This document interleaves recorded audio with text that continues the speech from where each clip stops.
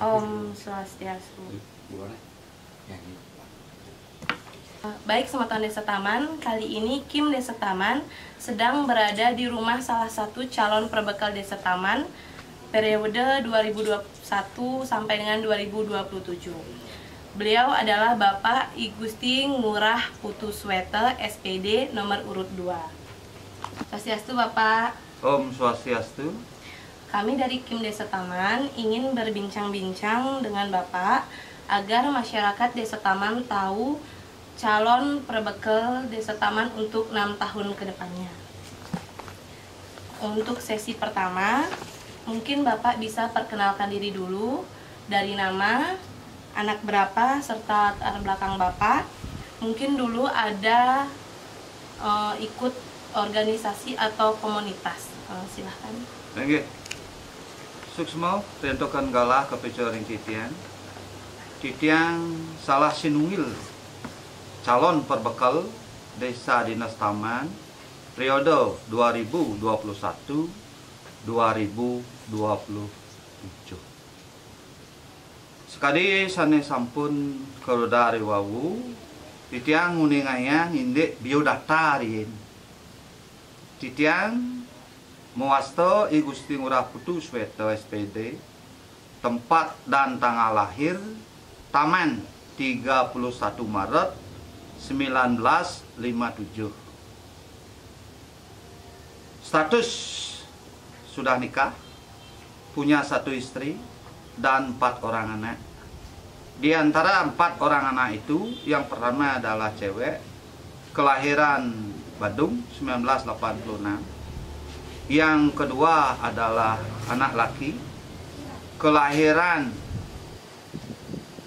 Maret 1989. Yang ketiga I Gusti Ngurah Rai Prayogo Putro ST, niki yang menampingi tiang mangkin niki, kelahiran 1992. Dan yang keempat I Gusti Ngurah Bagus Prananadipa, kelahiran 1998. Usia mungkin 63 tahun. Sampun kenten riwayat pendidikan. Tamat SD tahun 1957. Ngelantur ke SMP dan tamat 1973.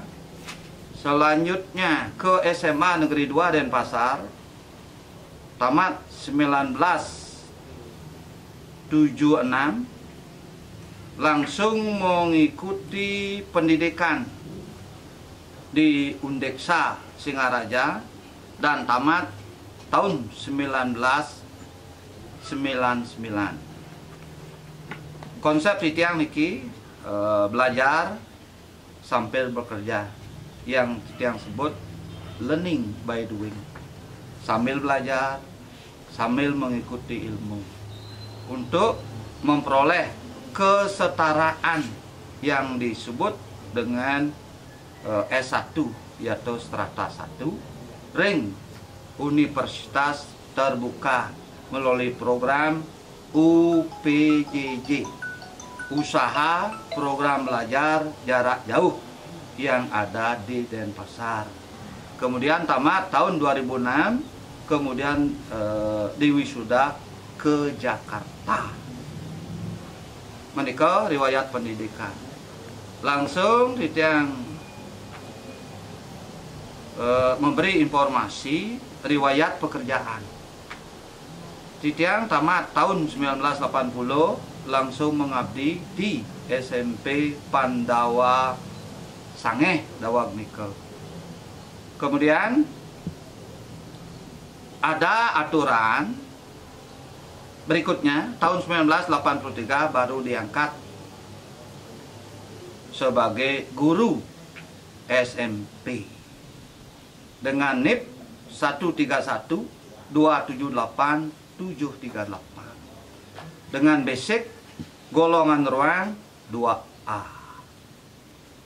Lantur ring sejoronin riwayat pekerjaan sampai tahun 99, yaitu 1999, karena sekolah Pandawa secara status yayasan swasta yang dikelola oleh Yayasan Pendidikan Pandawa Sange tidak mendapat murid lagi. Kemudian karena tiang guru negeri yang dipekerjakan di sekolah swasta karena tidak ada murid alias drop out DO. Tiang mengalih pindah atau mutasi ke SMP Negeri 4 Abian Semal yang berlokasi di Banjar Pengembungan, Kecamatan Abian Semal, Badung. Sampai tahun 2017 Titiang pensiun yaitu purna tugas ring sejeronin profesi guru. Lentun tidak matur karena begitu pensiun anggap Titiang terus terangan matur ken rekan-rekan Kim niki Kim taman Titiang tan bisa ngonyong gitu pada kan kegiatan Titiang terjun ring dunia pariwisata minokadi sopir memberikan pelayanan atau servis dalam bidang jasa transportasi. Titiang ngontrak nomor ring Hotel Prime Plaza Sanur niko dengan beralamat di Jalan Hang Tuah Sanur. Sampun kenten wenten nasawatara Gleason Pomargi 1 tahun lebih Titiang mulai terjun di dunia nikel 2018 kalau tidak salah tanggalnya Agustus, berlangsung 1 tahun. Akhirnya apa yang terjadi seperti yang rekan-rekan Kim niki ketahui, dunia terkena wabah corona virus 19.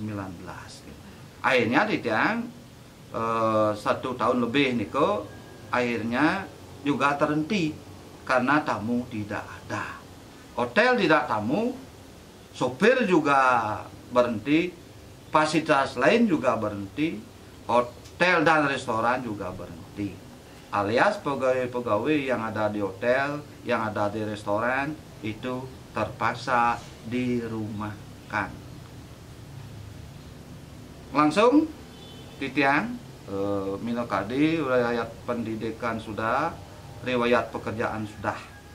Nah menikah dumun. Baik. Baik semeton, tadi calon pemimpin kita sudah perkenalan diri. Terus Tiang bisa panggil dengan Bapak siapa? Pak Ngurah. Bapak Ngurah. Oke Bapak Ngurah, kita lanjut ke sesi kedua nge. Tadi asal usul Bapak sudah diketahui oleh masyarakat, tapi program atau visi misi Bapak belum diketahui. Boleh dipaparkan apa saja visi dan misi Bapak sebagai perbekal taman untuk 6 tahun ke depan? Ya, baiklah.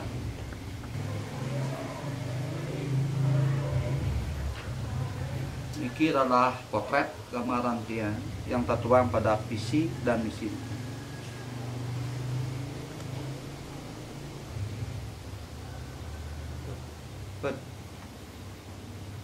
Ampuron niki itu yang baca visi membangun dan mewujudkan desa taman perubahan menuju desa taman asri, aman, sejahtera, ramah dan inah, santi lan jagadita berlanaskan tri hita karana. Tri artinya 3, hita kebahagiaan, karana penyebab. 3 penyebab kebahagiaan di dunia. Misi implementasi dari konsep Taman Asri Santi lan Jagadita berlanaskan tri hita karana. Yang pertama, ketuhanan dan pemerintahan. Yang saya padukan dengan taman, karena taman merupakan warisan nenek moyang kita, karena nama desa kita ini adalah Desa Taman. Saya akan uraikan taman keyakinan. Dari konsep Trihito Karana itu adalah hubungan manusia dengan Sang Pencipta Pariangan. Taman keyakinan mengamalkan dan memperkokoh keyakinan beragama, budaya, serta adat istiadat. Lanjut, taman perubahan mewujudkan pemerintahan dan tata kelola birokrasi yang transparan, akuntabel, serta bersih dari praktek KKN, kolusi, korupsi, dan nepotisme, serta meningkatkan kualitas tata kelola pemerintahan dan pelayanan terhadap masyarakat berbasis teknologi, informasi, dan komunikasi. Kedua, hubungan manusia dengan lingkungan yang disebut environment.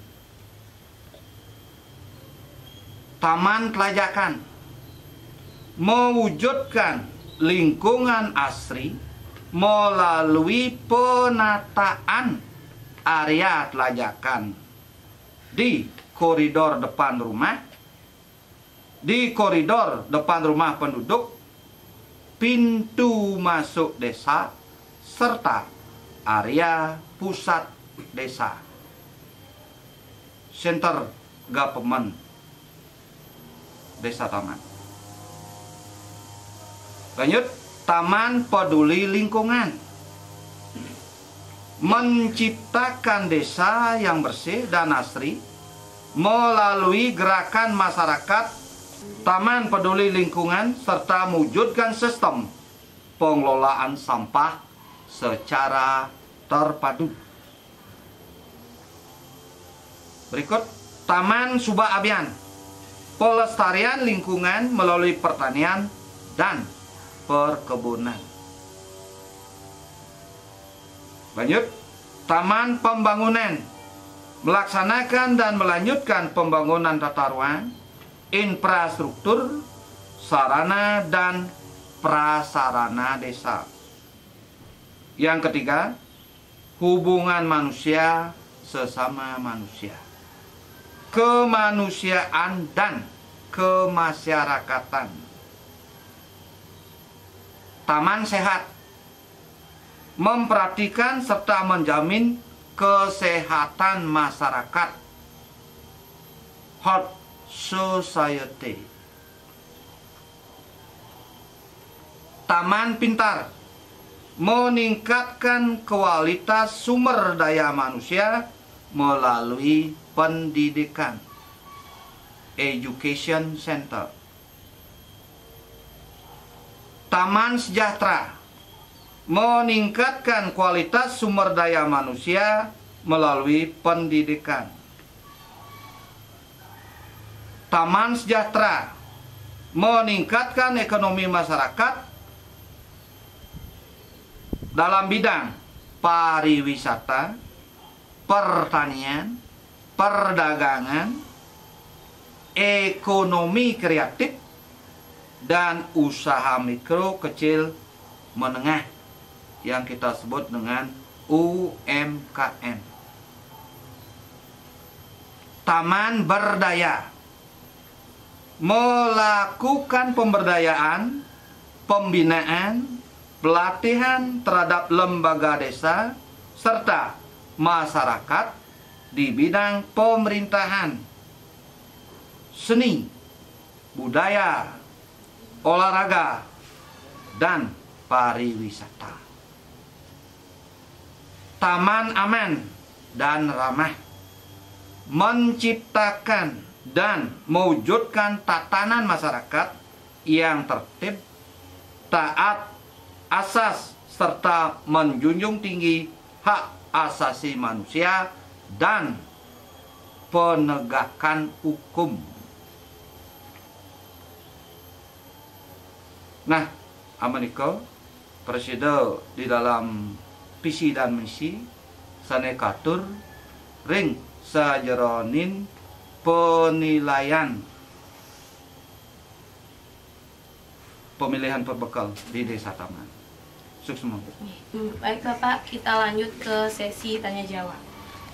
Baik, untuk pertanyaan pertama terkait strategi penanggulangan bencana. Kita semua sudah mengetahui kalau negara kita sedang dilanda bencana wabah COVID-19.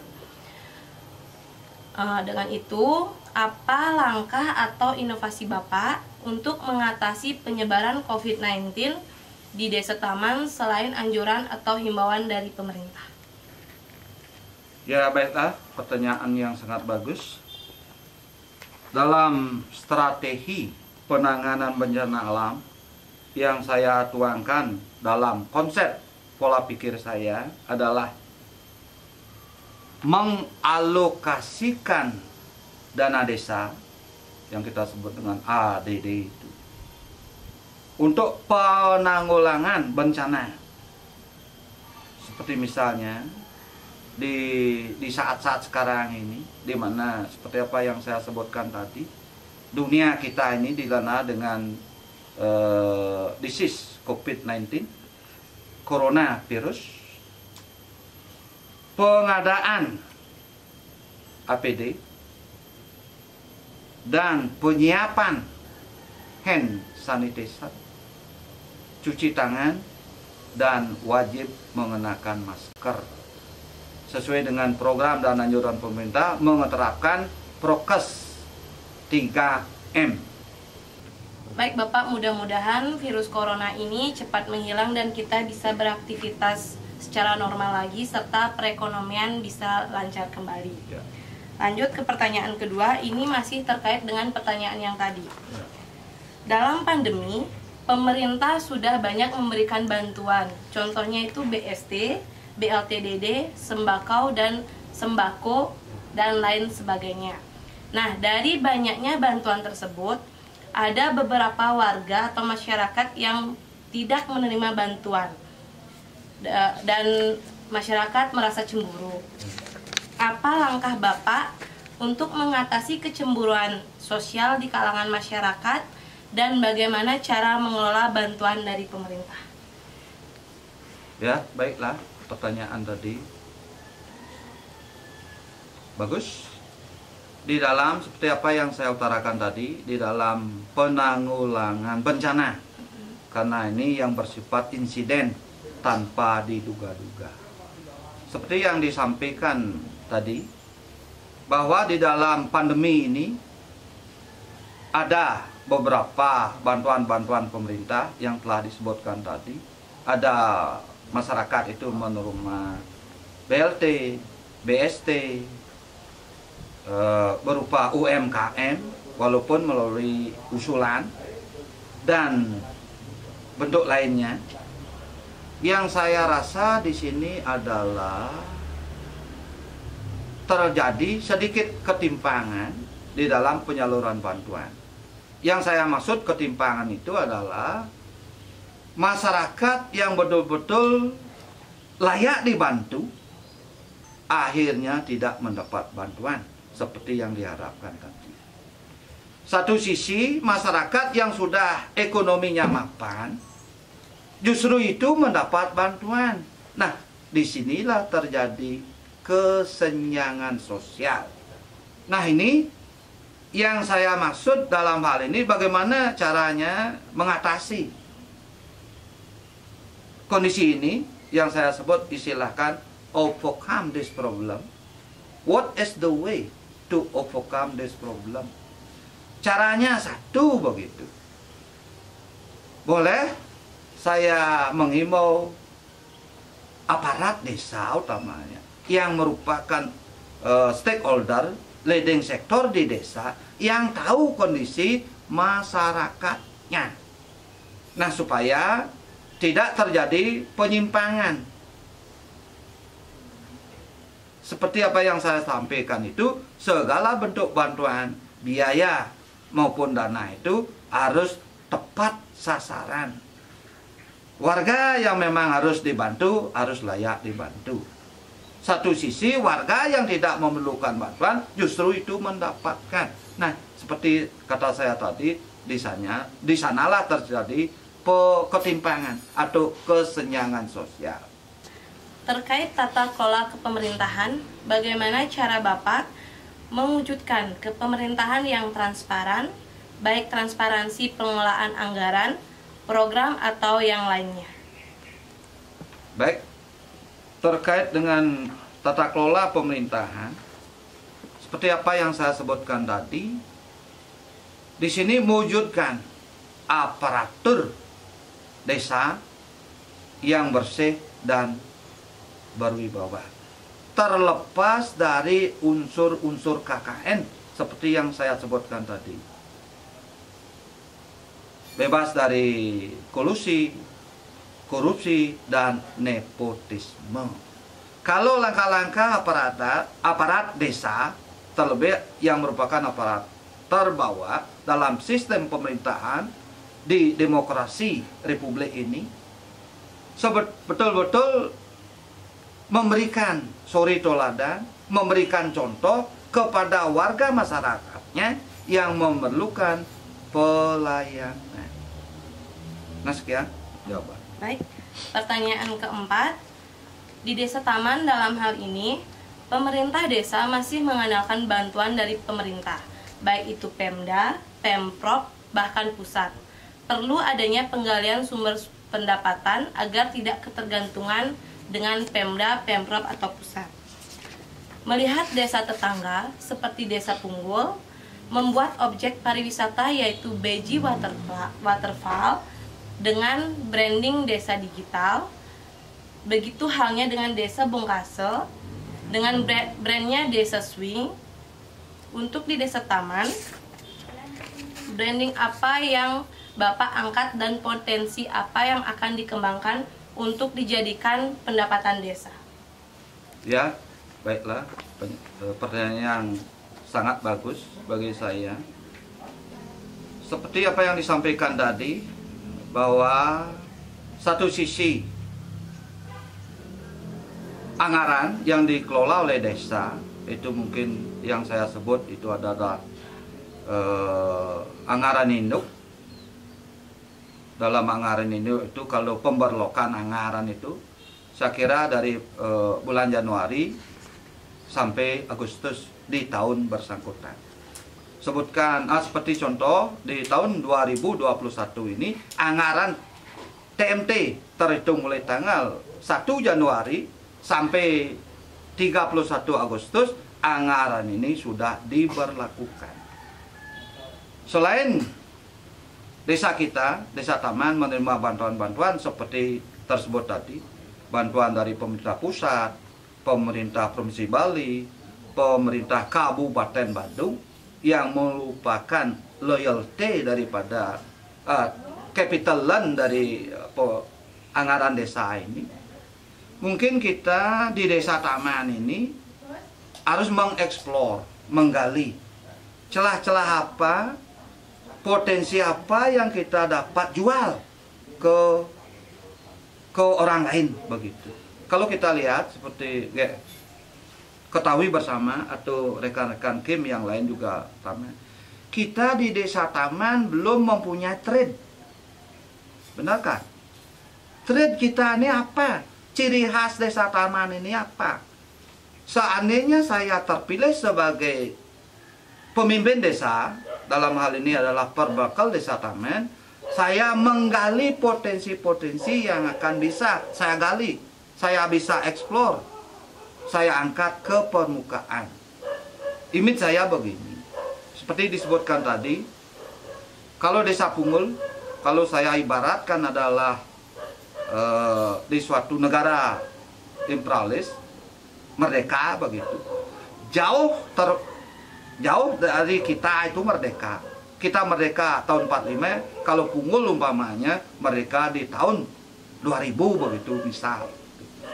Kenapa desa yang merdeka belakangan bisa mengatasi kita, bisa mengalahi kita, desa yang duluan ini?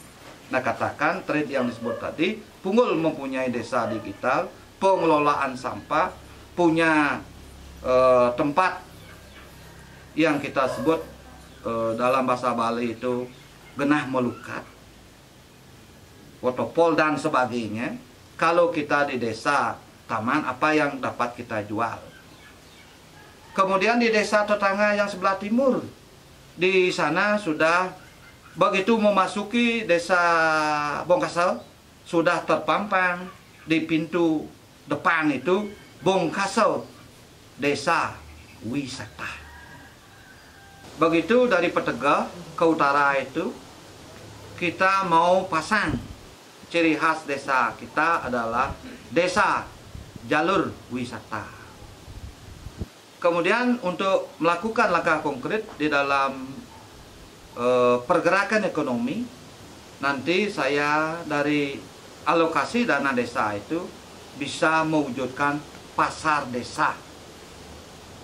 Ini harus saya lakukan, harus berkoordinasi dengan desa adat taman.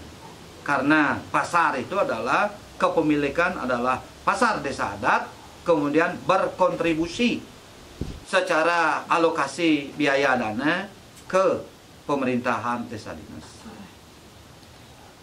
Nah, demikian yang dapat saya jawab.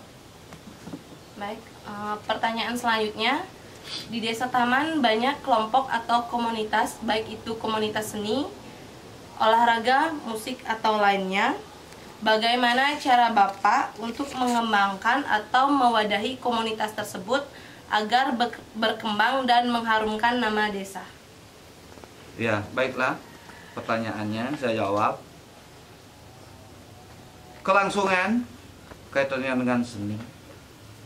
Desa Taman angin tiang bahasa Bali mungkin. Desa Taman sampun keloktah saking riyin keberadaan Arjo. Sira nenten uning Arjo Desa Taman. Keloktah niki.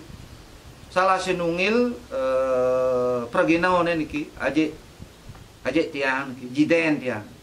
Aje sampun almarhum berpasangan dengan I Gusti Ngurah Made Gempur nika kawentane riki. Sampun kentan panokawan yang lain itu adalah Ingilir ring Banyar Gunung, pinako Penasar Budok, turmaning berpasangan dengan I Gusti Putu Madiel. Beliau tan bentan riki ring Bali duanan ragane transmigrasi ke Sulawesi. Sampun kentan pemain yang lain juga kelokta. Ni Made Chatro sebagai Menteri Alus, satu sebagai Galop, ni Ketut Sandi sebagai Condong, dan Menteri Budok niki Dongayu. Para bipun ni Ketut Lueng. Gitu. Nah niko sekelumit dari keberadaan Arjo. Kemudian seni taman juga keloptah ring sejoronan seni. Sane Kodar Wawu bisa seni tadi di Arjo itu seni tari, kemudian seni musik, wenten panggil titiang ring sejeronan ring banyarakatan terorganisasi dalam bentuk sekbreng atau mungkin di Banjar Pegongan trio polos dan di tempat-tempat lain menewito wenten. Kemudian dalam seni tabuh Diki di Suang-Suang Banyar sampun wenten kita punya seni tabuh dalam bentuk sekel. Ring rakatan wenten sekel angklung, sekel gong. Ring Batu Bayan wenten sekel angklung, sekel gong. Ring Banyar Ketogan talar wenten sekel gong. Saho sane lianan riki ring center ring taman wenten mangkin sekel sane ke Wastanin sekel Semar Pegulingan nika sekel. Saho sane wenten ring sajeronin Banjar Gunung, Sukojati, Mamul, Talar, Ring, Jepang. Untuk dalam rangka meningkatkan dari seni-seni yang terpampang tadi, caranya memberi pelayanan, memberi apakah itu khusus, apakah itu memberikan biaya dana untuk menghidupkan dan melanjutkan keberlangsungan daripada seni tabuh, seni musik, seni tari, saho seni-seni yang ada seperti seni pedalangan, seni-seni yang lainnya. Kita harus beri ayoman, beri biaya bagaimana untuk menumbuh kembangkan kreativitas seni itu yang ada di desa kita. Perlu kita wariskan. Ini yang kita jual, ini yang kita perjualbelikan di sejeronin kewintenan jagat desa Taman. Aman Ika? Baik, pertanyaan terakhir. Apa yang melatar belakangi Bapak untuk maju jadi orang nomor 1 di Desa Taman, dan apa terobosan Bapak dalam 100 hari kerja? Ya, baiklah. Yang melatar belakangi saya maju sebagai calon perbekal di Desa Taman, pertama, karena dorongan mengabdi ke desa. Itu yang pertama. Bukan saya ini adalah sosok orang, boleh dikatakan pengabdi, bukan baru sekarang. Saya sejak tahun 1980 sudah mengabdi di desa melalui kegiatan. Satu, sebagai anggota Lembaga Ketahanan Masyarakat Desa, LKMD. Kemudian menjelma dari LKMD menjadi LMD, Lembaga Musyawarah Desa. Kemudian pada tahun 80 desa kita, Desa Taman, dijubalkan dengan berbagai kegiatan lomba desa terpadu. Pada waktu itu desa lomba kebersihan tingkat kabupaten, kemudian tingkat provinsi, bahkan kita menyandang predikat juara dulu desa terbersih di Bali, sehingga kita dilombakan ke desa kebersihan atau desa bersih melalui tingkat nasional. Itu dalam lomba. Kemudian kegiatan lain, saya juga dengan kru-kru dengan yang lain di dalam Karang Taruna yang kita sebut Karang Taruna Yohano di Desa Taman. Ini melalui kegiatan lembaga generasi muda melalui Karang Taruna, kita juga menyandang predikat juara. Bahkan kita Karang Taruna kita ini sebagai Karang Taruna teladan tingkat nasional. Kemudian lomba kelompok capir dengan pendukung, kita punya taman bacaan yang disebut dengan Taman Bacaan Widya Pada. Nama Taman Bacaan Widya Pada diambil dari Widya Pada. Widya itu jaya, pada keilmuan. Widya Pada ini juga dipakai, diadaptasikan atau dikutip sebagai nama kelompok capir Widya Pada. Pada waktu itu kita dibina oleh Bu Utik Rukmaningsih, itu kepala stasiun RI Denpasar, yang melakukan pembinaan. Nah, boleh dikatakan setiap hari untuk menjelang kita lomba taman bacaan, lomba kelompok capir tingkat kabupaten, tingkat provinsi, dan bahkan kita sebagai penyandang kelompok capir teladan tingkat nasional. Bahkan dulu kita desa ini juga terkenal juga desa bersih, desa berpotensi di kancah nasional. Maka pejabat-pejabat pusat waktu itu yang saya tahu seperti Menteri Penerangan Haji Harmoko waktu itu, Mak Tutut, salah satu putri sulung dari mendiang Pak Harto sebagai presiden kedua kita di Indonesia, pernah berkunjung ke desa kita. Lain pejabat pusat seperti Kak Seto, itu dalam Kak Seto, siapa tidak mengenal beliau, Kak Seto, juga memberi pembinaan. Waktu kita mengadakan KRN, Kirab Remaja Nasional kedua waktu itu. Kemudian lanjut, daerah dulu ada yang disebut dengan pengamalan Pancasila P4.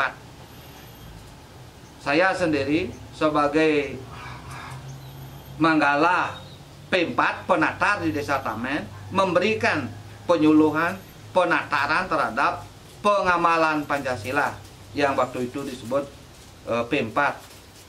Pengamalan Pancasila yang ada di Desa Taman dengan pola 25 jam, pola 30 jam, dan pola 80 jam kepada masyarakat. Pada saat itu dikhawatirkan masyarakat itu keberadaan dasar negara kita, Pancasila, perlu diberi pengertian warga masyarakat seluruh Indonesia. Kemudian langkah-langkah yang saya lakukan kalau seandainya saya terpilih sebagai pembekal, pertama, menggerakkan potensi desa, terutama anak-anak ini. Bagaimana dia tidak putus sekolah, mengentaskan wajib belajar 9 tahun dari sekolah dasar, karena pendidikan dasar 6 tahun, pendidikan dasar juga 3 tahun berlanjut, yang kita sistem dengan pengentasan wajib belajar 9 tahun. Kemudian tidak putus sampai di sana, sehingga berkelanjutan program pengentasan wajib belajar 8 tahun setara SMA atau setara SMK SMA. Itu karena basic saya di bidang pendidikan seperti yang saya sebutkan tadi. Kemudian menumbuh kembangkan bimbel-bimbel ini yang ada di desa, bimbingan belajar kepada anak-anak utamanya. Kemudian menumbuh kembangkan sekarang yang kita sebut ada PAUD, TK, SD, demikian seterusnya. Sekian yang dapat saya sampaikan. Baik Semeton Desa Taman dimanapun berada, semua pertanyaan sudah disapu bersih oleh Bapak I Gusti Ngurah Putusweta SPD nomor urut 2. Sekarang kita lanjut ke sesi terakhir. Mungkin Bapak Ngurah ada pesan untuk warga Desa Taman, mungkin mau orasi, waktu dipersilahkan. Ya, baiklah. Sebagai closing statement atau pernyataan akhir, saya himbau seluruh warga Desa Taman memberikan dukungan, dorongan, motivasi, dan memilih saya calon nomor urut 2 di pemilihan perbekal Desa Taman ini. Yang saya akhiri dengan yel-yel, saya katakan begini: Taman maju, coblos nomor 2. Taman Perubahan maju, coblos nomor 2. Seandainya Titiang terpilih, saya terpilih sebagai perbekal Desa Taman, orasi yang saya lakukan yang bersifat hujan itu menggerakkan potensi desa, stakeholder yang ada di desa, seperti apa yang saya sampaikan tadi, mengingat waktu. Kemudian di dalam saya di sana sebagai perbekal Desa Taman, berane-ane ini dulu, seandainya saya terpilih. Pertama, menyempurnakan aparatur desa. Kemudian kedua, tata kelola pemerintahan yang bersih dan berwibawa. Kemudian di dalam melakoni wujud pembangunan, saya polakan dengan pembangunan jangka pendek, pola pembangunan jangka menengah, dan pola pembangunan jangka panjang selama 1 periode jabatan 6 tahun. Nah, itu yang dapat saya sampaikan.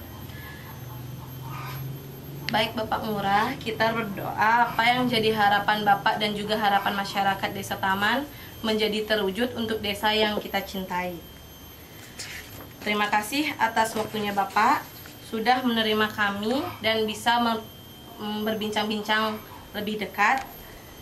Nah, Semeton Desa Taman, tadi kita sudah berbincang-bincang dengan Bapak Ngurah, calon perbekal Desa Taman periode 2021-2027 nomor urut 2.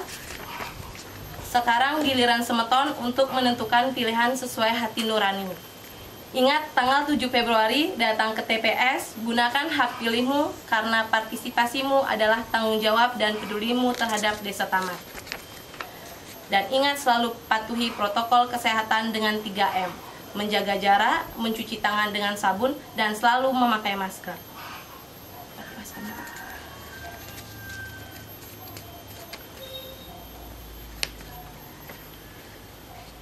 Kami dari Kim Desa Taman beserta tim yang bertugas mengucapkan terima kasih dan undur diri. Om Santi Santi Santi Om.